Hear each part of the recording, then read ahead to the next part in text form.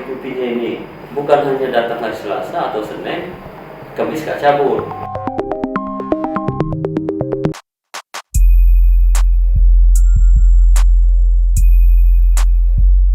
Oke, selamat siang menjelang sore.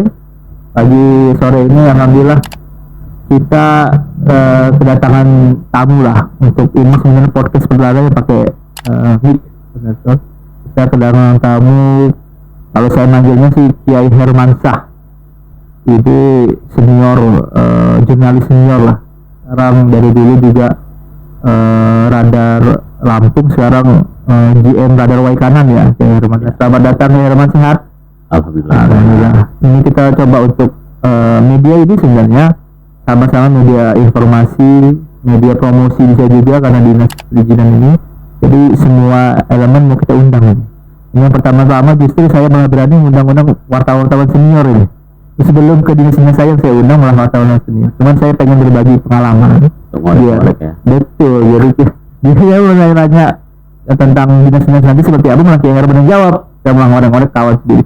Cuman ini untuk kebaikan kita bersama, dan sekalian hari ini Kiai Herman ini biar cerita dulu. Kiai Herman ini kan, Herman saya ini kan memang jurnalis senior sudah lama lah, mungkin dari tahun berapa ini biar jurnalis yang sekarang kajar di bawah kan sudah muncul, sudah banyak pelatihan wartawan misalnya. Kami ini pengen tahu dulu ya, jadi sudah berapa lama, awalnya seperti apa sih, kenapa mau jadi jurnalis di Waikanan, apa memang asli Waikanan atau seperti apa ya, coba ya cerita ya. Terima kasih atas kesempatannya. Sebenarnya kalau jadi wartawan itu saya sebelum jadi wartawan saya jadi loper. Oh, loper. Iya, dulu semua koran masuk Waikanan. Namanya Pak Tamanuri saya yang ambil. Oh, dari zaman itu. Akhirnya pada tahun 2000 saat saya ke kantor Radar Lampung yang baru jadi di Sultan Agung itu, saya menyampaikan diri secara lisan, bisa nggak saya jadi wartawan, gitu kan? Terus kata seorang pejabat itu katanya macam-macam syaratnya, katanya nggak jadi, ya kan? Nah, kemudian beberapa bulan kemudian waktu saya ke kantor Radar Lampung, karena kan saya memasarkan korannya. Oh, loper koran dong. Koran untuk bayar ke sana koran. Saya ketemu seorang yang saya tidak tahu bahwa itulah yang pimpinan Radar Lampung, Pak Yariya itu. Saya mungkin gaya beliau itu yang memang sudah wartawan senior kan. Beda ya, secara tidak langsung rupanya beliau sudah interview saya.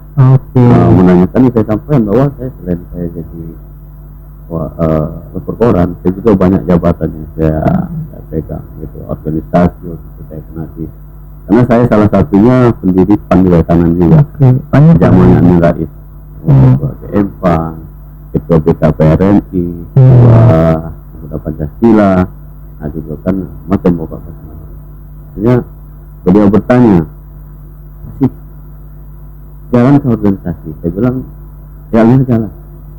Nah gitu kan, saya belum tahu beliau itu artinya, saya belum tahu. Nah waktu itu beliau masih dulu waktu baru pulang haji. Nah terakhir beliau tanya nggak, kenal nggak dengan Pak Tamanuri, Pak Jonas Idris, gitu kan? Itu beliau adalah Pak Tamanuri Bupati Waikanan kan yang pertama.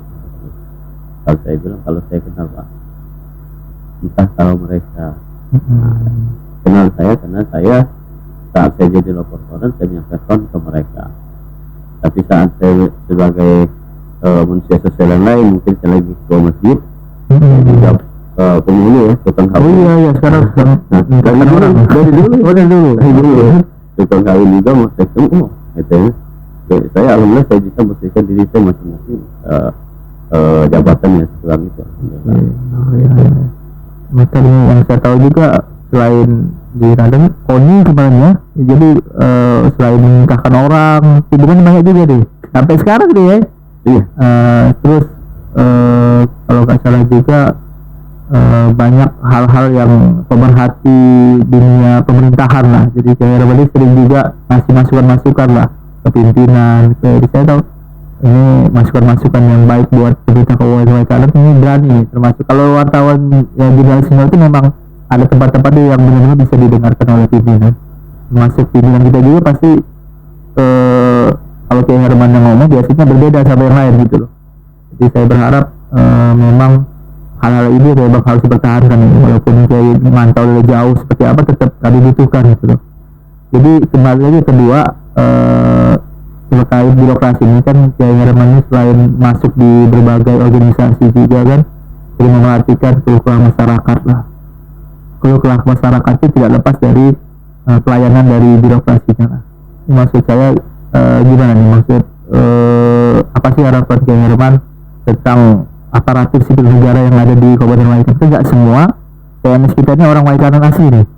Jadi gimana sih ngeliat banyak pendatang, apakah dia orang makin bikin Waikanan makin baik, apakah seperti apa ini? Coba di gambarannya. Ini pribadi ya. Oh iya. Secara pribadi saya sudah menjalani kehidupan di Waikanan sejak bupati pertama, pembantu bupati sampai Pak Adipati sekarang kan.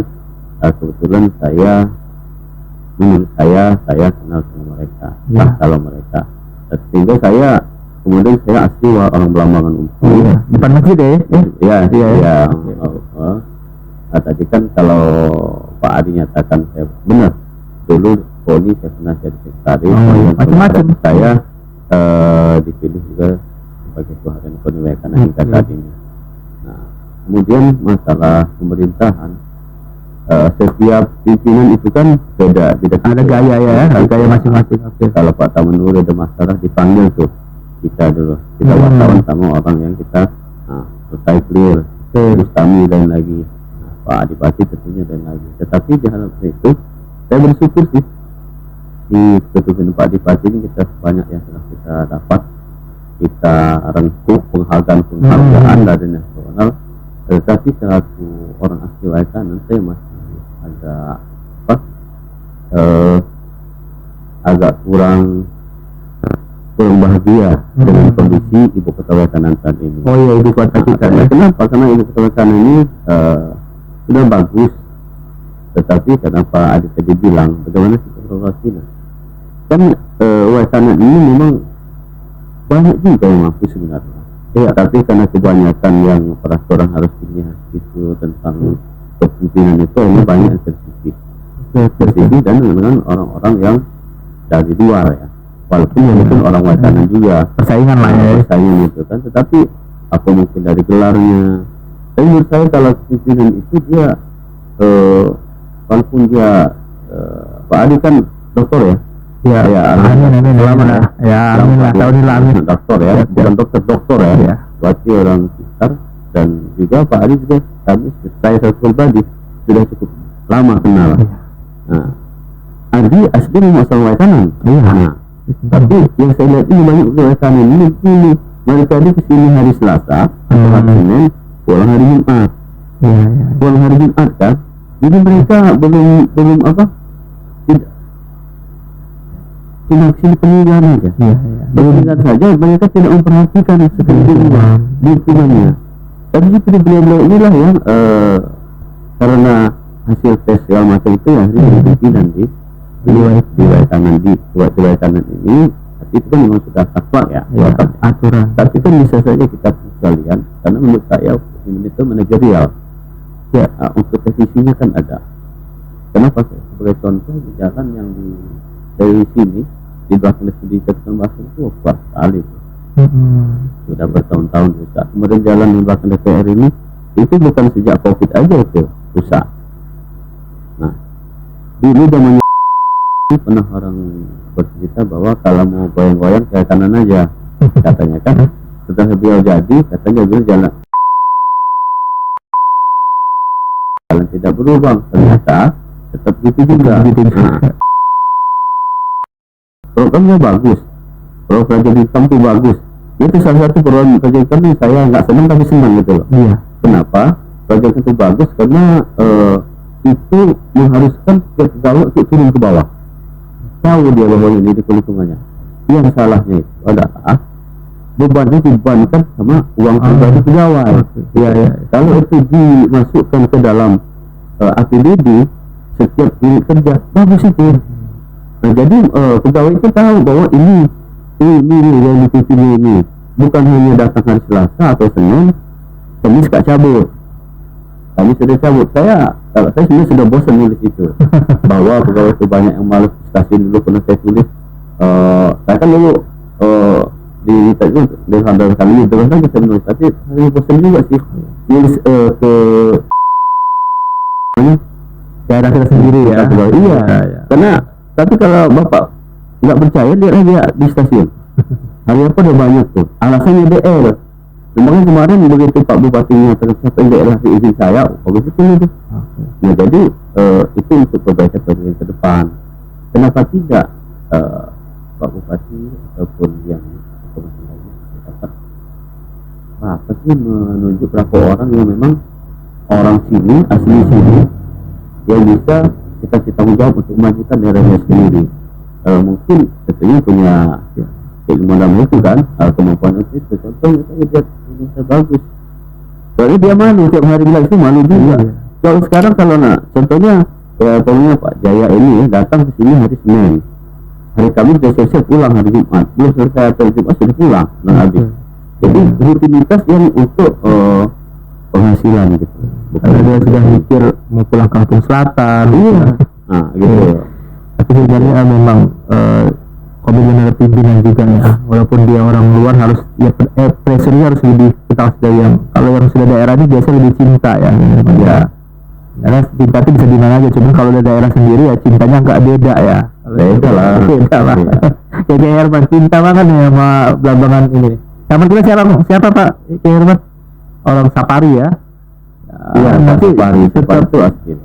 Nanti seperti itu. Jadi orang kita juga sebenarnya kalau dikasih kepercayaan penuh juga sebenarnya bisa juga untuk tidak kalah juga sebenarnya dengan orang dari luar mungkin ya. Seperti ini kan sudah melenceng ya dari visi dulu kan saya mengatakan itu tamat kan SDM. Oke. Ya sekarang saya lihat sudah ada ya, karena dulu ada pernah tadi zamannya sebelumnya Pak Bupati ini ada camat yang ngomong kebetulan ini sudah jatuh dan ada SPD dan itu di atas. Sekarang kita sudah ada SPD, sudah ada SAG. Mungkin kenapa Pak Bupati berpikir ada kebijakan beliau karena mampu gitu loh. Nah, semoga Pak Sapari ini yang mampu. Harapan atau apalah Ya saya kalau masyarakat Waikanan juga insentif ya, kita bersyukur atas Pak Bupati ya ini sudah 2 periode. Tetapi tentunya sebagai orang luar dan struktur saya punya keinginan agar Pak Bupati ini melalui perangkat-perangkatnya ini kondisinya dapat benar-benar mengubah Waikanan ini khususnya Blangkon sebagai kabupaten, agar kita juga nanti beliau karena saya dengarkan beliau tidak ada mungkin 3 periode sudah selesai itu, nanti beliau benar-benar meninggalkan hal-hal yang benar-benar wah di ibu kota kabupaten Waikanan. Paling tidak wajah pertontonan kita ini Lawan Upu ini saya buat lebih bagus gitu. Nah tentunya itu 2 tahun ke depan ya, 2 tahun ke depan ini tentunya harus dilakukan orang-orang yang benar-benar bertanggung jawab. Sekali lagi bertanggung jawab, bukan berkompeten. Berkompeten belum tentu bertanggung jawab. Nah, itu yang saya harapkan, berkompeten dan belum tentu bertanggung jawab. Gitu, makanya saya bilang bertanggung jawab. Gitu. Ya, makasih ya Herman. Waktunya sudah hampir 20 menit kita ngobrol-ngobrol ini.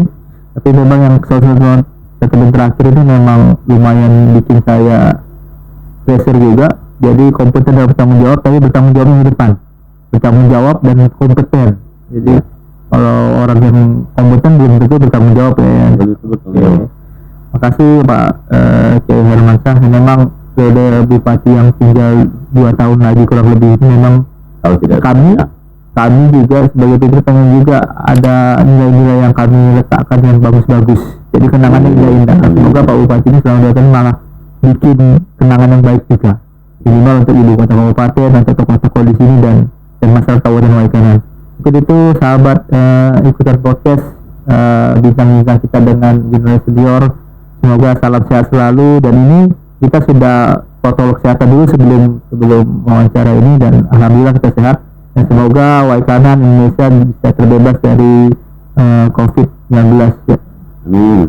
Assalamualaikum warahmatullahi wabarakatuh. Waalaikumsalam.